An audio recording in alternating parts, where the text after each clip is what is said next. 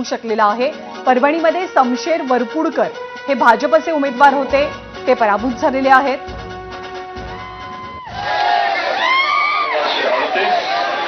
आणि या विजयी जल्लोष गुलाल उधळत कार्यकर्त्यांनी केलेला एका ठिकाणचा आपण पाहतोय।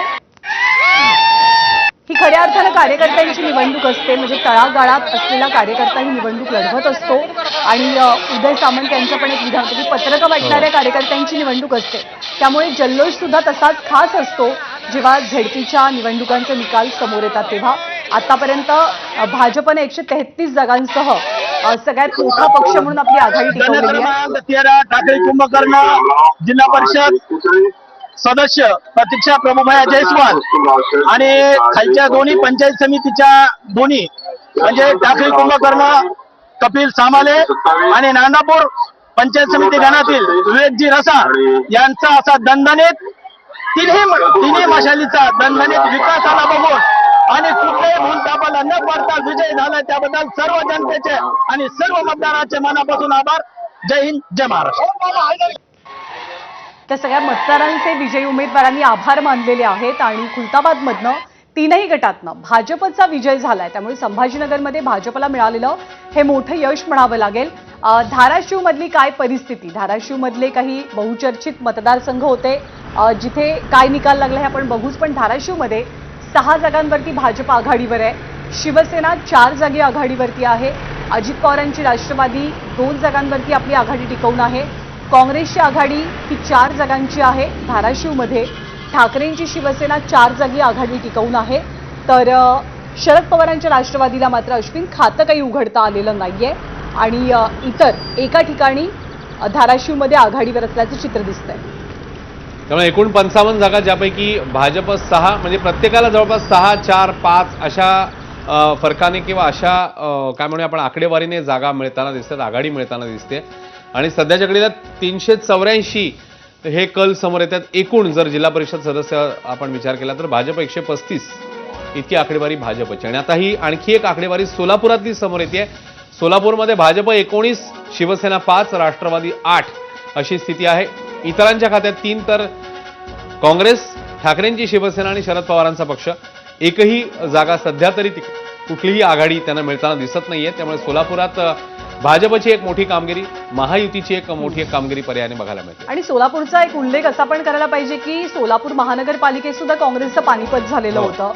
प्रणिती शिंदे अर्थातच नेतृत्व करतात तिथे काँग्रेसचं, आणि जयकुमार गोरे विरुद्ध प्रणिती शिंदे अशी निवडणूक महापालिकेला झालेली होती। आणि आता जेव्हा आपण जिल्हा परिषदांचे निकाल पाहतोय तेव्हा सुद्धा काँग्रेसला कुठलीच चमकदार कामगिरी किंवा खूपच निराशाजनक कामगिरी ही काँग्रेसची म्हणावी लागेल। पंढरपूरमध्ये भाजपच्या संगीता दुधाळ या हुलजंती गटातनं विजयी झालेल्या आहेत। अलिबागमधनं आवाज गटातनं शिवसेनेचे दिलीप भोईर यांनी विजय मिळवलेला आहे। कोल्हापूरमधनं राष्ट्रवादीच्या शोभाताई फराकटे यांचा विजय झालाय। बार्शीच्या उपळे दुमाला गणात भाजपचे उमेदवार ऐश्वर्या या विजयी झालेल्या आहेत। मालवणच्या आचरा गणामध्ये भाजपचे उमेदवार दीपक सुर्वे यांनी विजय मिळवलेला आहे। पुण्याच्या वेल्ला विंझर गणातनं भाजपचे गणेश हे विजयी झालेले आहेत। कवठे महांकाळ त्याचसोबत ढालगाव गटातनं सुद्धा कोणी विजय मिळवलेला आहे याचं चित्र आपण बघूया। शंभूराज देसाईंनी साताऱ्यामध्ये त्यांची प्रतिष्ठा राखलेली आहे, तारळ्यामध्ये त्यांनी विजय मिळवलेला आहे। 3 उमेदवार तारळ्यामध्ये शंभूराज देसाईंचे विजयी झालेले आहेत। छत्रपती संभाजीनगरचं काय चित्र ते सुद्धा आपण जाणून घेऊया। छत्रपती संभाजीनगरामध्ये सुद्धा अगदी कट टू कट कॉम्पिटिशन आपल्याला मित्रपक्षांमध्येच पाहायला मिळते। भाजप 15 जागा, शिवसेना एकनाथ शिंदेंची 15 जागा, तर अजित पवारांची राष्ट्रवादी 4 जागांवरती सध्या आघाडीवर आहे। काँग्रेसनं 2 जागांवरती आघाडी घेतली आहे। ठाकरेंची शिवसेना 6 जागी आघाडी घेतली आहे। शरद पवारांच्या राष्ट्रवादीला मात्र खातं उघडता आलेलं नाहीये, इतर 5 जागांवरती आघाडीवर आहेत। हे चित्र आहे छत्रपती संभाजीनगरचं। तर असे इंडिव्हिज्युअल जसं आपण यांना सांगतोय प्रत्येक जिल्ह्यामधलं आता हळूहळू चित्र स्पष्ट व्हायला लागलं आणि काही ठिकाणी त्या नेत्यांनी आपले गट राखलेत, तर काही ठिकाणी थोडंसं पुढे मागे होताना दिसते। आणि कोकणामध्ये खास करून मगासपासून आपण बोलतोय तर तिथे अजून आता येणाऱ्या काळामध्ये चित्र स्पष्ट होईल। मगाशी आपण मंत्री नितेश राणेंचं सेलिब्रेशन देखील पाहिलं, त्यामुळे सिंधुदुर्गात त्यांना आता जवळपास क्लिअर झालेलं आहे की भाजप ही मोठ्या फरकाने जिंकते। मात्र रत्नागिरी आणि रायगड इकडचं चित्र येणाऱ्या काळामध्ये अधिक स्पष्ट होऊ शकेल।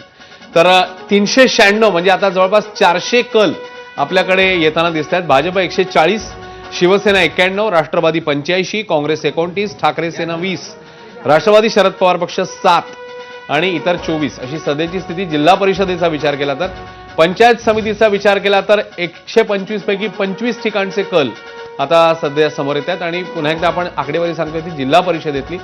भाजपच्या खात्यात 140 ठिकाणची आघाडी, शिवसेना 91, राष्ट्रवादी 85, काँग्रेस 29 आणि ठाकरे सेना 20, इतर 24. त्यामुळे महायुतीतले तिन्ही पक्ष जे इकडे थोडेसे एकमेकांविरोधातही लढलेले बघायला मिळाले ते तिघही आता 100 पार जाताना दिसू शकतात. शिवसेना 91, राष्ट्रवादी 85 आणि भाजप तर 150च्या घरात जात आहे.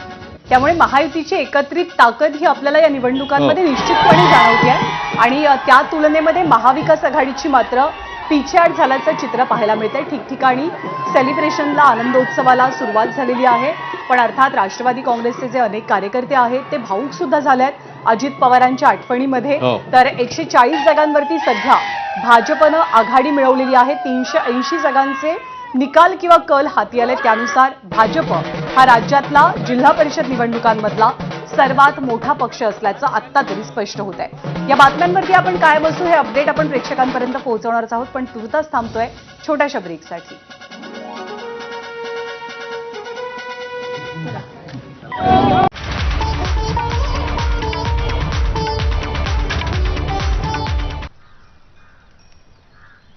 पापा इसमें क्या है? इसमें देश है बेटा.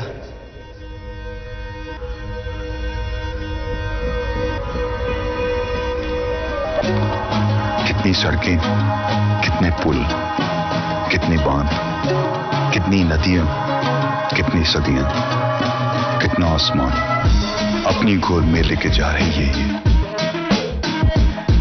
कितनी रोटियां, कितने खेत, भरे हुए कितने पेट. देखो कितना बड़ा अपना देश अपनी गोद में लेके जा रही है ये.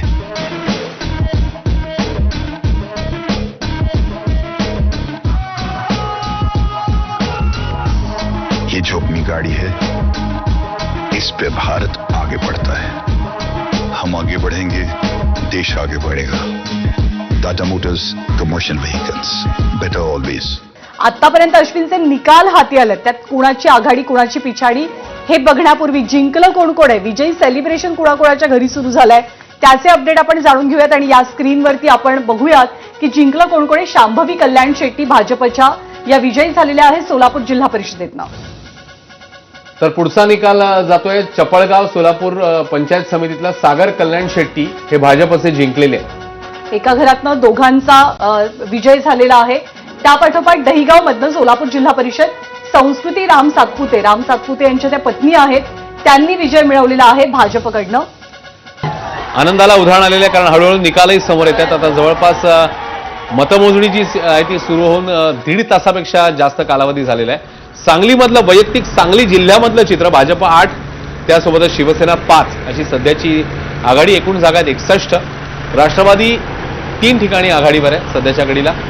काँग्रेस 2 ठिकाणी आघाडीवर आहे. ठाकरेंची शिवसेना 1 ठिकाणी आघाडीवर आहे.